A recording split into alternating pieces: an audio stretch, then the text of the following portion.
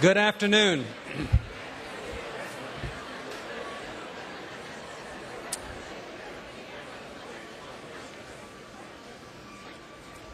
Good afternoon, ladies and gentlemen. I'm Bill Roper, and it's my distinct privilege to welcome you to this very special occasion, the dedication of the North Carolina Cancer Hospital.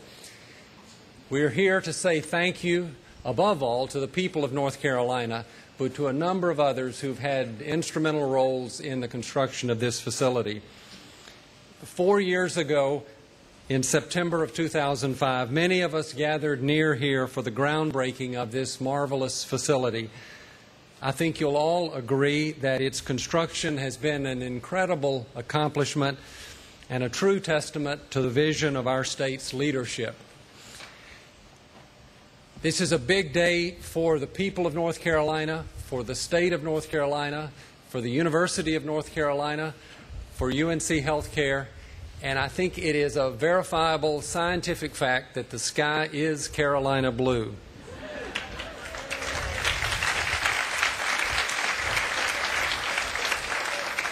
Today we want to say thank you to Governor Perdue, to Senator Basnight, to Senator Rand, to Speaker Hackney, and to all of our legislators, many of whom are here today.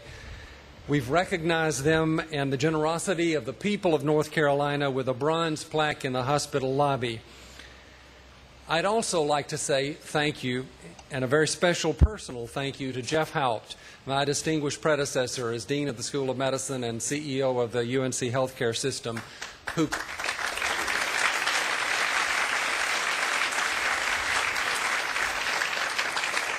It was Jeff who conceived of the North Carolina Cancer Hospital and who launched the monumental effort that has brought us to today. Thank you, Jeff.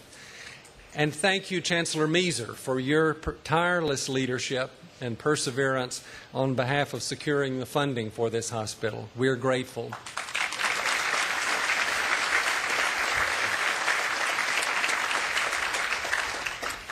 Thanks should also go to our extraordinary design and construction team, our construction manager, Skanska USA Building Incorporated, and our architect, Zimmer Gunsel Frasca.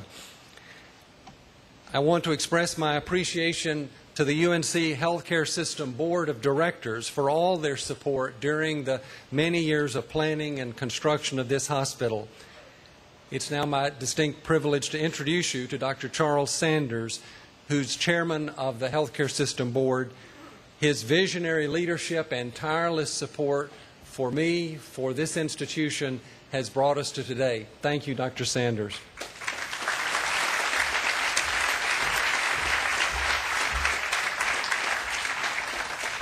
Thank you very much, Dr. Roper. It's a great privilege and honor for me to be here today to dedicate and celebrate the opening of this remarkable facility.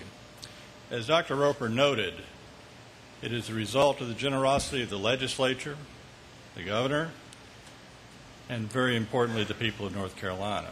And more recently, it is the result of a lot of hard work by the leadership of UNC Healthcare, and specifically Bill Roper, Gary Park, Mary Beck, and Mel Hurston, who led a team through the long and complicated task of bringing this hospital into being 3 months earlier than planned and on budget.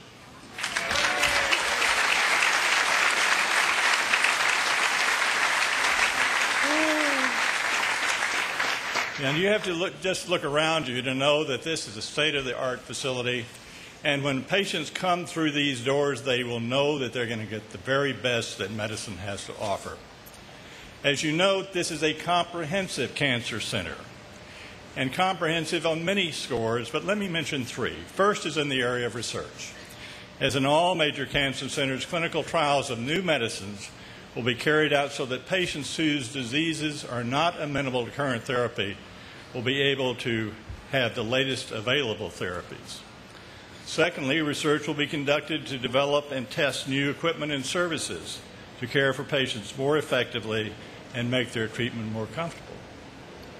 In the area of patient care, comprehensive because virtually all the needs of the individual patients can be handled here without their having to leave this facility. And very importantly, there will be a program which will provide access to information, to counseling, and to the support of both patients and their families, a resource which is tremendously important to all those affected by the diagnosis of cancer, and I would say all too often neglected in many instances in other facilities. This is a comprehensive care center because of the availability of a statewide communication system facilitated by telemedicine, which allows the virtual capacity to provide consultation across great distances without patients having to travel to be seen, unless it is decided that that care can only be provided by UNC Healthcare. And this capacity has been made possible through the UNC Cancer Research Fund, so generously provided to us by the legislature. In closing, let me say that all of us associated with this hospital are grateful for this wonderful opportunity that we have been given to help the people of North Carolina. It is a responsibility that we accept, for that is the mission of UNC Healthcare, and it's a responsibility we shall do our utmost to fulfill every day, both now and in all the years to come. Thank you very much.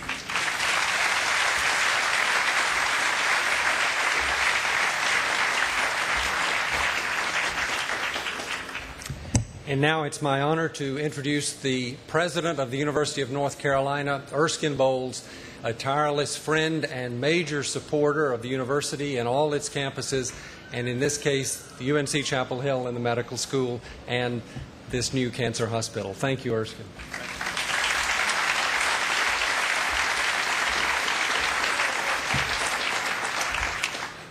What a crowd. This is great. And it's the only time I get to wear this tie and not catch a bunch of junk. So thank you, Dean Roper. To say that I am thrilled, just like all of you are, to be here, to see this spectacular cancer center would be an understatement to say the least. What we will have here, thanks to these legislators and thanks to the people of North Carolina, is we will be able to make available to the citizens of this state in all 100 counties across the entire state the most innovative cancer treatments and the best doctors available anywhere in this country. You know, at a time when other states have been cutting back on the funds that they make available to high-quality health care access, this governor and this General Assembly stood up for the people of North Carolina, and they reached out and made this marvelous investment. I want you to know today I am proud to be a North Carolinian. I am proud of the people that represent us, and I look forward to the great work that will be done by the doctors and the researchers here at this great facility. Thank you all so much for being here. Thank you for today.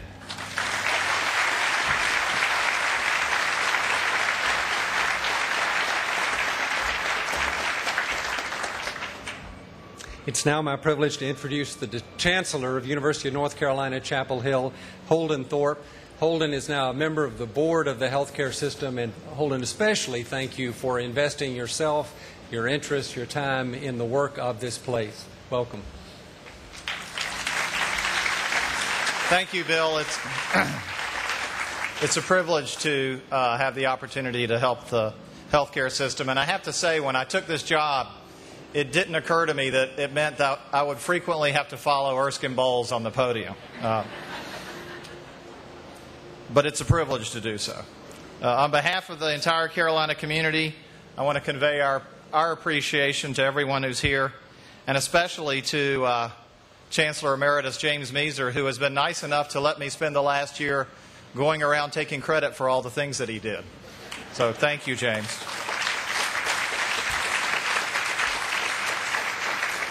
And of course, to the Governor and the General Assembly, and to the people of North Carolina, thank you for building this place. You know, we're big believers in teamwork at Carolina, and not just in sports. We're known around the world for teamwork in our teaching and research. We're leading the country in finding new ways to bring better teamwork to the way universities are run. and we certainly take the team approach to cancer care and cancer research. Now, I know you've heard this phrase before, but it's not just a slogan. It says something real and important about UNC Healthcare. It means we team up with countless physicians and specialists across the state, and it means that over 300 faculty members from across our campus work together across disciplines as members of the Lineberger Comprehensive Cancer Center. And I'm very happy about that because they even let me be a member. This new facility makes all that even easier by physically bringing together research, clinicians, and caregivers. But it's not just about better facilities. This new hospital and the UNC Lineberger Comprehensive Cancer Center are important to our economy, generating hundreds of millions of dollars in research grants. And by setting up the University Cancer Research Fund to support cancer research and improve delivery of patient care, North Carolina's leaders set a standard for other states to match, and we are now poised to be one of the top academic cancer centers in the country. But it's not just about stimulating the economy or moving up in the rankings. Our team approach also means that undergraduate students that we educate benefit from being on the same campus as these research and patient care facilities. Carolina's scientists and physicians are working on cancer issues and training a future generation of clinicians and researchers. But it's not even just about that. It's about the people, the cancer patients and their families who will walk through these doors during some of the most trying moments in their lives seeking help. A few years ago, the hospital purchased a piano for the lobby of the main hospital. And somehow, even though it was before I was famous, they asked me to come down here and play for an hour to christen the new piano. And the last song that I played was Over the Rainbow. Now, I didn't think any about this because I've been playing Over the Rainbow since I was 15 years old. But afterwards, a woman who had been waiting in the lobby came up and gave me a hug, and she said, "I really needed to hear that song today."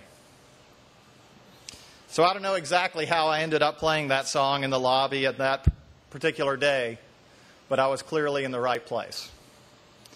And so are all of you.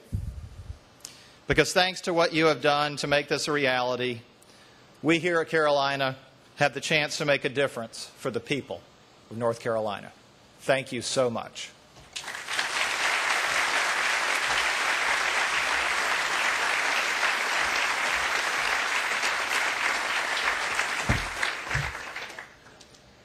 And now it's my privilege to introduce the Governor of the state of North Carolina, the Honorable Bev Perdue.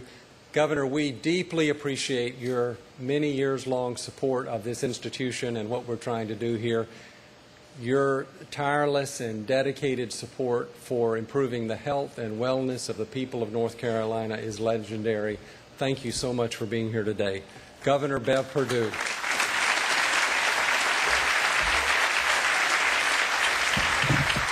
Thank you.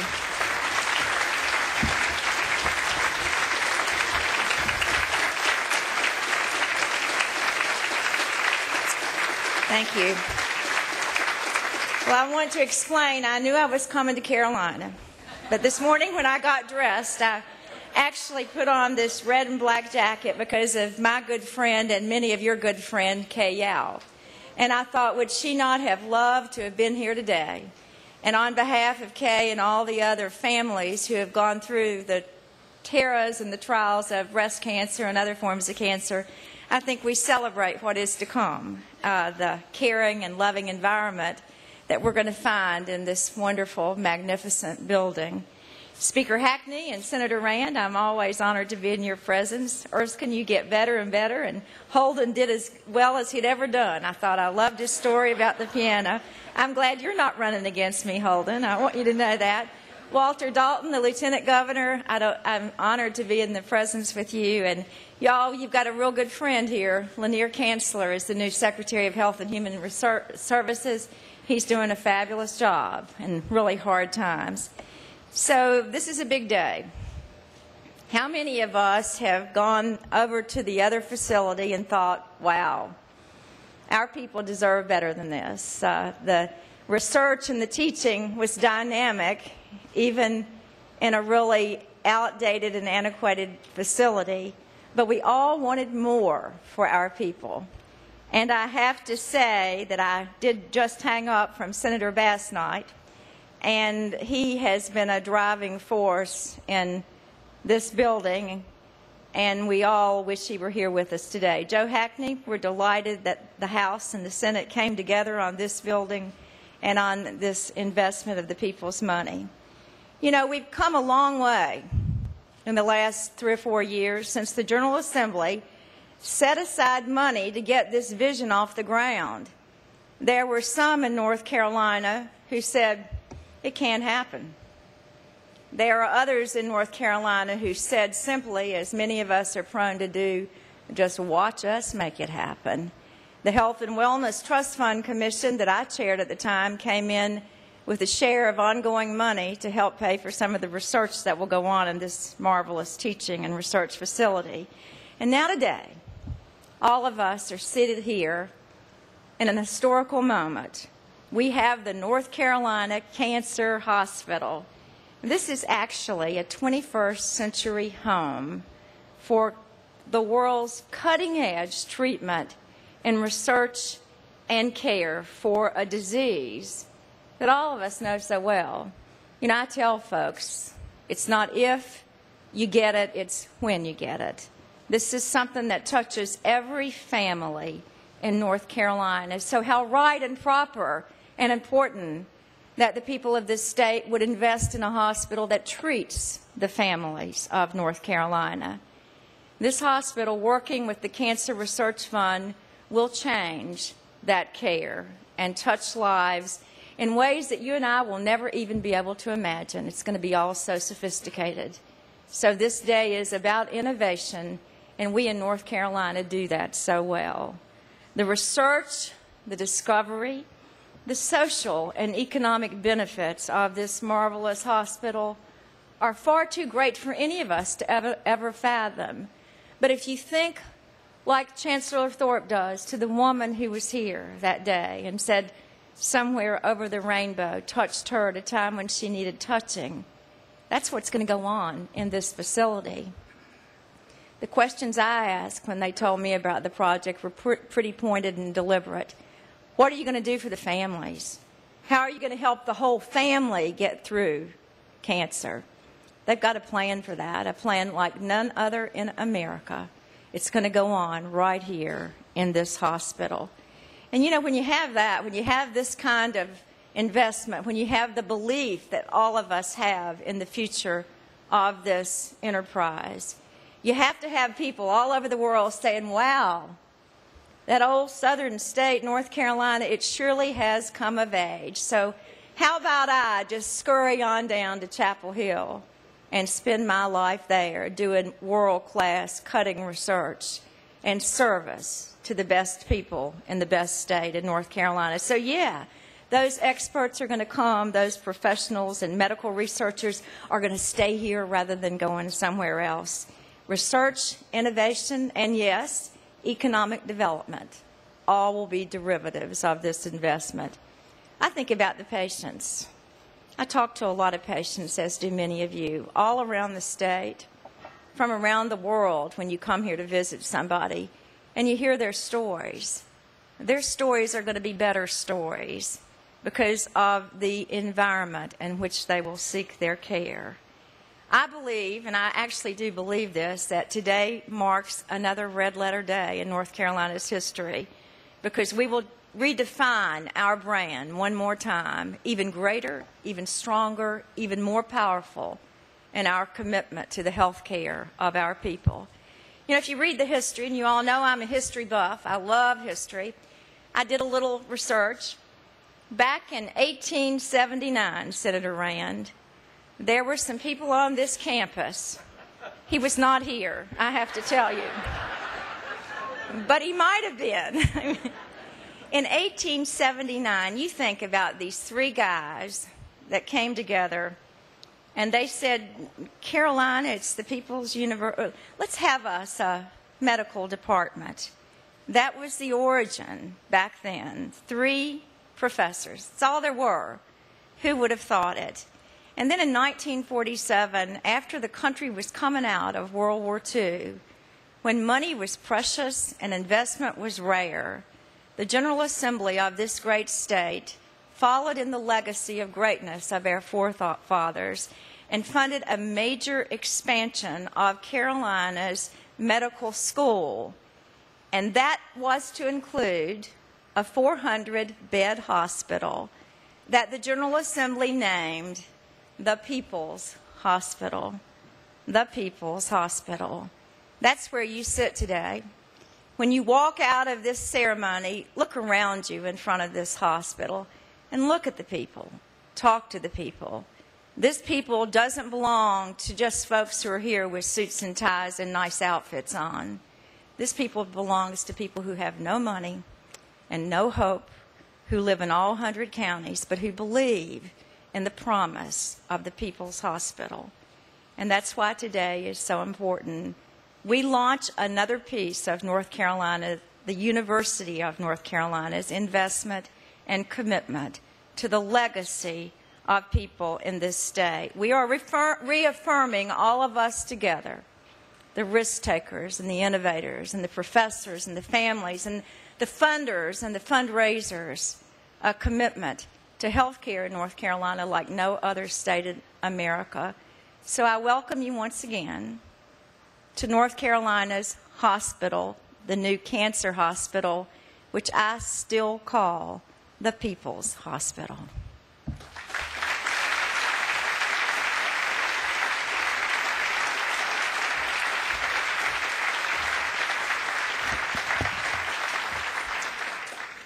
Thank you, Governor. As several have already said, we especially also thank the General Assembly for their funding of this institution. And we're honored today to have many leaders of the General Assembly representing the Senate. Senator Tony Rand, Majority Leader of the Senate, who is going to speak on behalf of the Senate. We appreciate, Tony, your support of this campus, this hospital, this healthcare system in so many ways over so many years. Senator Tony Rand.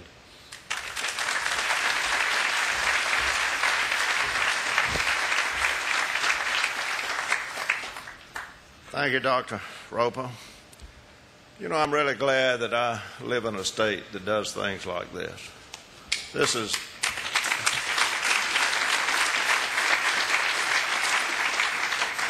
really a special day for the people of North Carolina as we celebrate the dedication of this facility, a facility to be used to change the human condition. With this hospital, along with the Cancer Fund established by our legislature, the people of North Carolina will have access to all that medical science and compassionate caregivers can provide to meet the anguish and pain that cancer brings to almost every family. I think of Queen Jean Lucas, Karen Weinstein, Susan Malone, Sandy Bass-Knight, that left our Senate family in such a short period of time. My sister Parker, who in her 34th year was taken by breast cancer. I know that this will help those who come after us to see a better day. And we owe so much to so many. Dr. Halp, Jeff Halp, who started all of this, Shelley Earp, Bill Roper, Gary Park, and the leadership of this, the University of the People, who have all been tireless in pursuit of the very best for us. Of course, Speaker Hackney, who pushed the House, our governor, who pushed everybody, so that this vision can be realized. But for us in the Senate, it was Mark Bass-Knight, whose leadership, unwavering dedication to purpose, and personal pain symbolizes this center. We owe him more than I can say. But the people of our state and nation will benefit from all of this long after those of us here today are gone and forgotten. And I think that's the highest calling of public service. Thank you.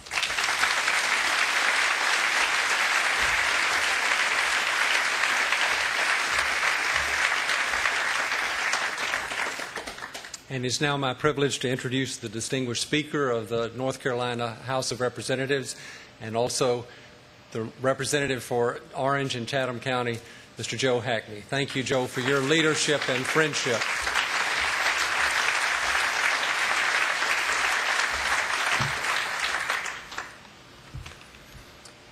Thank you for allowing me to be a part of this great occasion today. It's truly a remarkable day in the life of our university system and our entire state. No life goes untouched by cancer, either directly or indirectly. It remains one of the great medical challenges that we have, great scourges of our age, and though we continue to make progress, this disease, with all its forms and iterations, is not defeated. I have the greatest admiration for the people, many of them here today, who are the physicians and nurses who carry on this fight. Thank you for what you do. Thank you on behalf of the people of North Carolina.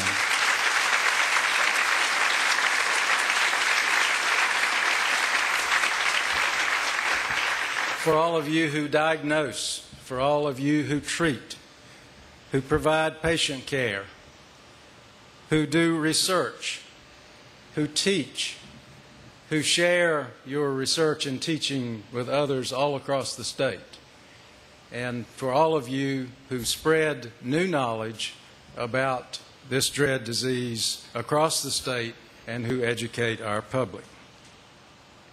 I have great admiration as well, it's already been mentioned, but I'll add to it for Senator Bass Knight, who pushed this so hard.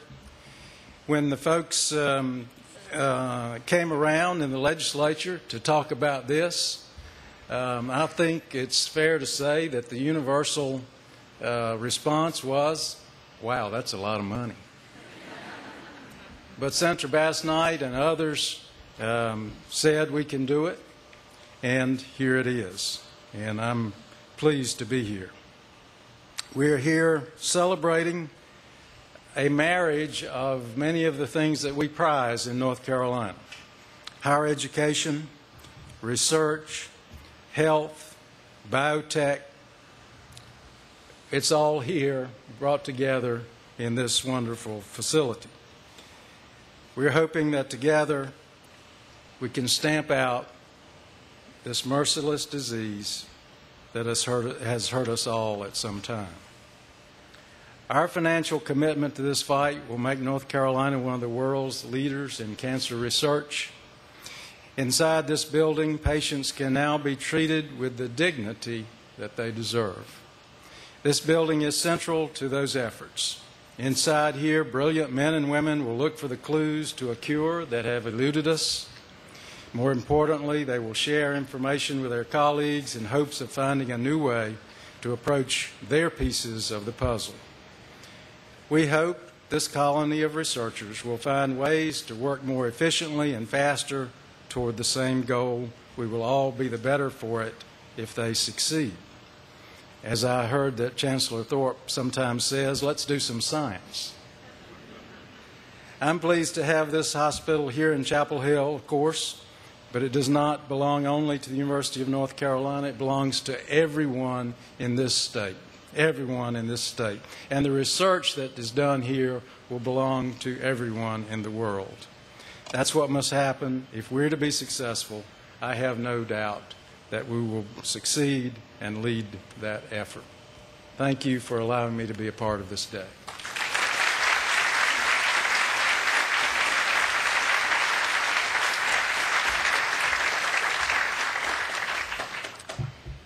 And now it's my privilege to introduce Dr. Shelley Earp. I don't think there's a soul here who doesn't know who Shelley is, but I need to say for more than 40 years he's been a leader in this university and this medical school. Shelley's legacy is all around us in the Lineberger Cancer Center, the North Carolina Cancer Hospital, the University Cancer Research Fund, the new Imaging Research Building. Thank you, Shelley. Dr. Shelley Earp.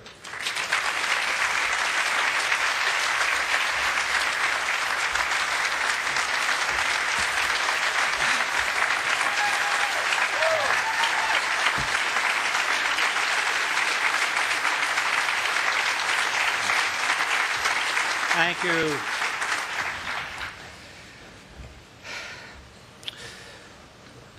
dark. There is darkness in the past. Bob Ney, John Parker, chairs of medicine.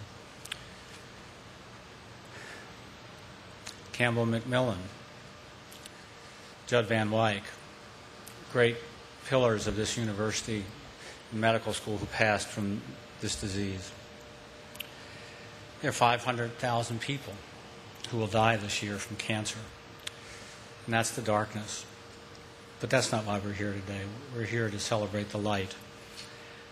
The light in this building is extraordinary. That is what will distinguish it from everything else. There's light streaming in everywhere. And that will cause patient comfort. It will cause calm. It will create an atmosphere of healing. But the light that we're about is, in addition, the cure of those 500,000 people. The teams that we have will shed light on the metabolism of cancer cells gone awry.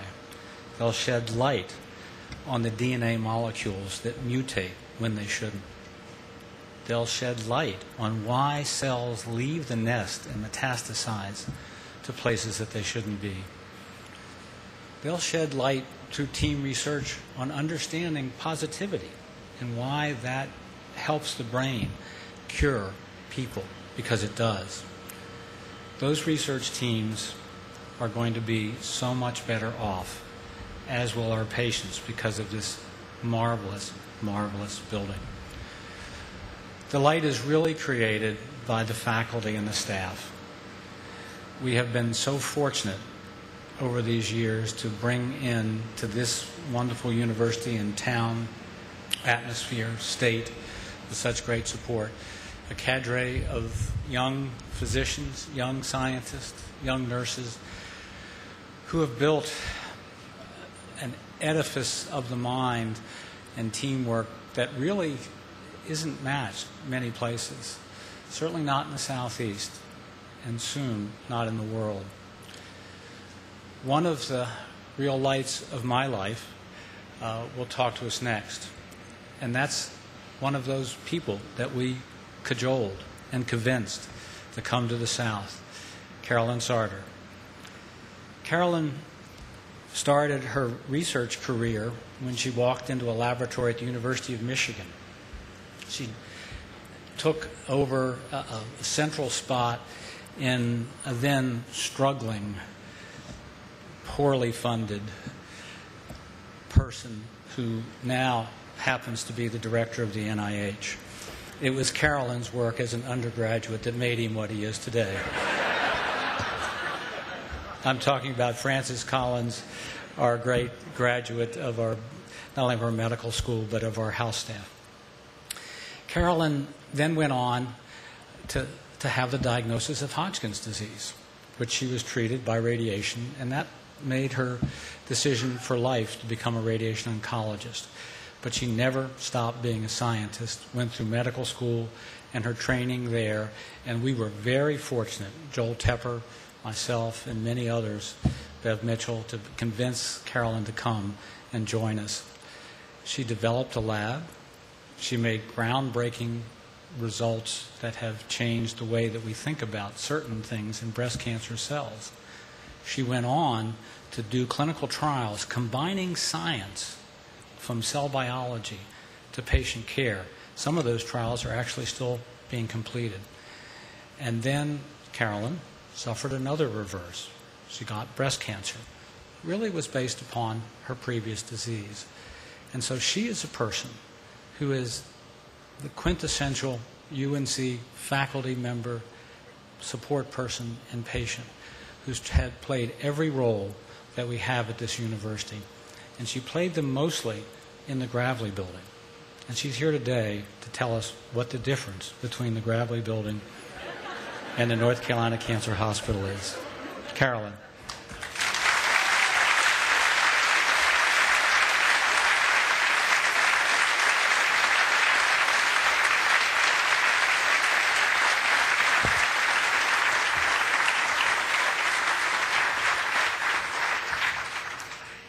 It's with a very deep, rich pleasure that I stand with you here today on this momentous occasion. I'm so happy to have the opportunity to reflect on behalf of all of us, really, I think, about the potential that lies before us. I'm here, as Shelley mentioned, as a patient, as a physician, as a scientist, but mostly as a North Carolinian. And I want to say thank you to everyone who made this possible. When I came to UNC to start practicing oncology, I joined an incredible group of people who worked together passionately, collaboratively, dedicated totally, day in, day out. Over the past 12 years since I arrived, we've grown. We've added some of the brightest, most capable, caring healthcare professionals to the group. We saw more and more new patients. More people kept coming back. New treatments, more effective treatments were discovered and kept people coming back. And a very good thing just keeps getting bigger and better. I remember vividly the opening of the Women's and Children's Hospital 7-odd years ago because my son was one of the first babies born there. There he is.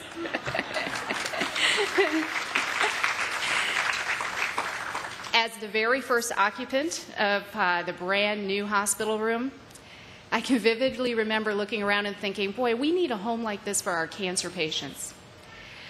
Little did I realize then that I would be one of the first new patients in the new cancer hospital, because I was diagnosed with breast cancer 6 years ago, as Shelley mentioned, as a result of my Hodgkin's treatment 20 years earlier. And so, like many of you sitting here, I, too, received chemotherapy and radiation therapy in the Gravelly building. And as I, too, reclined in the archaic rooms of the old tuberculosis sanitarium, I was warmed by the smiles of the people treating me. And, of course, there were nonetheless many chilling moments, as I'm sure many of you have shared. And as the treatments went on and the years went on and the rooms got more and more crowded and the physical resources stretched, the demand for space became more and more acute. And then in one fell swoop, much of that has changed. And look about you. You can see it's clearly for the better. And it's almost a surreal experience for me to come back into the new clinics and to sit in the new infusion space. It really feels like the dawn of a new day. But the outward change is just a reflection of a greater change in the field of cancer care as a whole. Because of the brilliant work of our scientists and researchers, because of patients who have participated in clinical trials, people like me are living longer with cancer, and we're living better with cancer. And this cancer hospital is much more than a hospital. It's an outpatient infusion center. It's a support and survivorship center. It's a center of truly collaborative multidisciplinary clinics. It's a community outreach center. It's a nidus for cancer treatment. It's a nidus for cancer cure. It's a nidus for cancer wellness, for all those people living well with cancer, and all those in the future who will be living well with cancer because of the work that goes on here. So as a North Carolinian, I am so proud of the decisions our leaders made to make cancer a state priority. My hat is off to you. Thank you from the bottom of my heart. This is truly an amazing time in the history of cancer research and treatment. In the real-time perspective of my own disease, my own career, progress is keeping pace, and even in many cases is besting cancer. And as we make the transition into this beautiful new hospital, we bring with us the best of the past. We bring with us the hope of the future. And we bring everything to this most amazing present, the opening of this hospital, and of all the lives that are touched within. To be a part of that transition is one of the great blessings of my life. And so to everyone who's been involved, and on behalf of everyone who's been involved, I want to thank you for making this possible.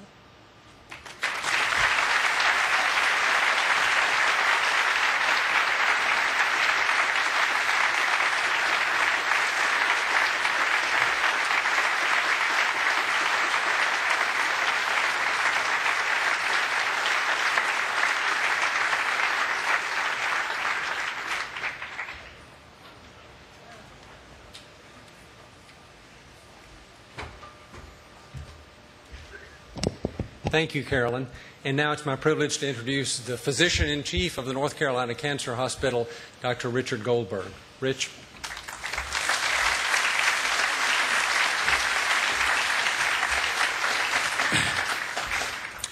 Good afternoon. That's a tough act to follow. At this hospital's groundbreaking 4 years ago, Senator Jeannie Lucas began her remarks by asking the crowd, "Don't I look marvelous?" Today, echoing those words, I ask you, doesn't the North Carolina Cancer Hospital look marvelous?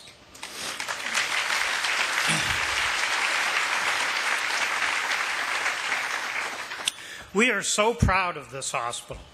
Its glass facade and gracious interior spaces reflect UNC's excellent cancer research and treatment programs built over 3 decades. We wish Senator Lucas and so many others who came to UNC for care could be here with us to see this effort's fruition. For years, people from across the state have been coming to Chapel Hill to tap the expertise of our world-renowned cancer practitioners, and they tolerated the facilities. Now we have a truly suitable home for our patient-centered, multidisciplinary care programs, a home that complements the quality of the caregivers. Those of you who are or have been patients or caregivers or practitioners in the Gravely building will particularly appreciate this new facility.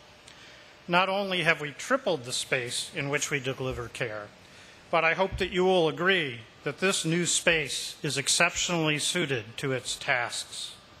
It has been a treat to watch the elation of the staff and patients when they enter the lobby for the first time. Many have had to dig for their handkerchiefs. This new facility is the base for outreach programs that extend across the state. Even more importantly, we now bring practitioners from across the state into this building via the internet to join patient management deliberations as they happen. This is one example of how we are leveraging the resources provided by all of you, the taxpayers in North Carolina. You built a structure, and then you provided the resources from the University Cancer Research Fund to enable us to expand our functions. Thank you. When I arrived at UNC in 2003, much of the hospital's layout had already been blueprinted. The one change that I really wanted was for us to have a dedicated clinical research unit. There, patients can get the very latest treatments as soon as they emerge from the laboratory, discoveries that will move the field forward. When you walk around the building later today, you can view our clinical research unit. You'll also see when you tour the building that right off the lobby, in a prominent place, we have greatly expanded the resources invested in our patient and family support programs. It's a privilege to be one of the stewards of this endeavor and the first physician-in-chief of the North Carolina Cancer Hospital. As physician-in-chief, it's my honor to recognize and thank our extraordinary faculty and staff and all of the people who work so hard to make this opening go so smoothly. You can tell who they are because many of them are wearing their white coats today. Please join me in thanking them.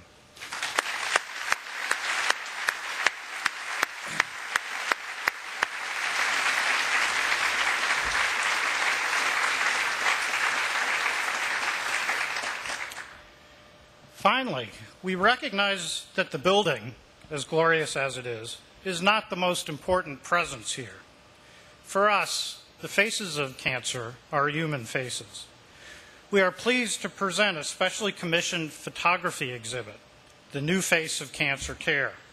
It features representative portraits and stories of 2 groups of people: the patients who have entrusted their lives to us, and the caregivers, physicians, nurses, and researchers who are devoting their own lives to improving outcomes for you who have placed your trust in us. Please take a few minutes to view the exhibit today, and then join us in marking this milestone by visiting our website to share your own stories. You can post them there. Now, in closing, I'd like to invite our speakers, including Dr. Sartor and the legislators, to come up for the official ribbon cutting for the new hospital. We've also chosen 3 representative patients from across the state to join us at the ribbon cutting. I'd like to introduce you Mr. Kenneth Harris from Hertford. Please stand up.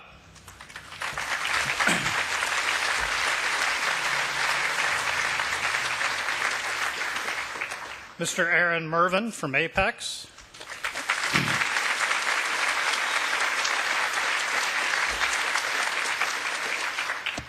And a patient who's particularly special to me because she's my patient, Christina Giannopoulos.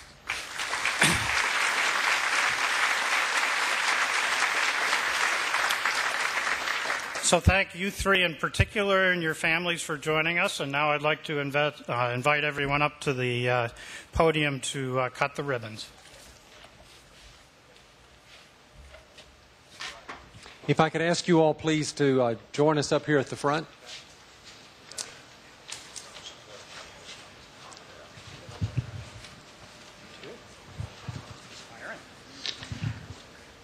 I'm going to give you this so when we get ready.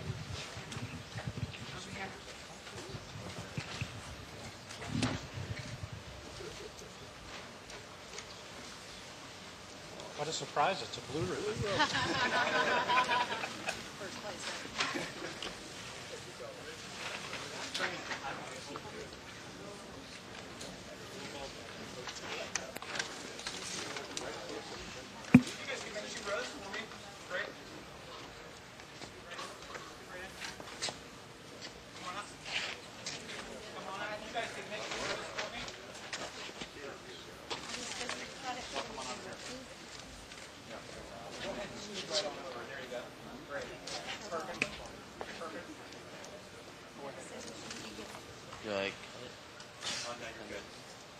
Okay, now open the scissors and put them on the ribbon, but don't cut it. Okay, there you go.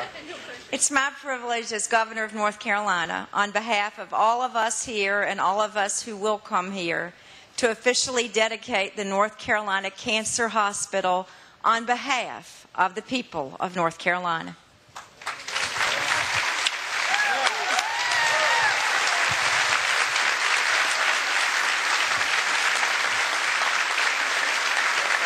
Thank you all.